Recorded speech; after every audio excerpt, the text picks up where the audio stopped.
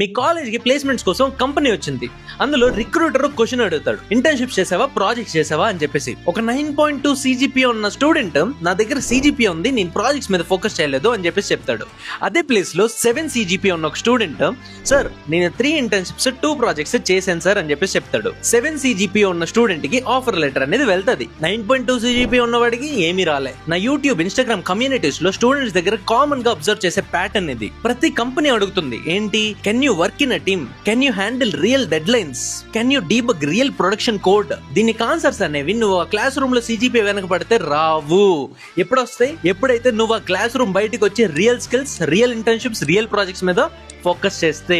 And of course అవి చేస్తే సరిపోదు, లింక్డ్ఇన్ లో చూపించాలి, గిట్హబ్ లో పుష్ చేయాలి, చాలా చేయాలి. సో నాకు తెలిసి నీకు ఇవన్నీ కన్ఫ్యూజింగ్ గా ఉంటాయి. సో నీకోసమే ఒక 90-day ప్లాన్ అయితే చేసి పెట్టాను అనమాట. ఇప్పుడే ప్లాన్ అని చెప్పేసి కమెంట్ చేయి, డైరెక్ట్ గా రిసోర్స్ అనేది నీ DM లో పంపిస్తాను. స్టెప్ బై స్టెప్ ఉంటుంది, దాన్ని ఫాలో అవ్వు, సరిపోతుంది. మళ్ళీ కలుద్దాం ఇంక రీల్ లో. By by.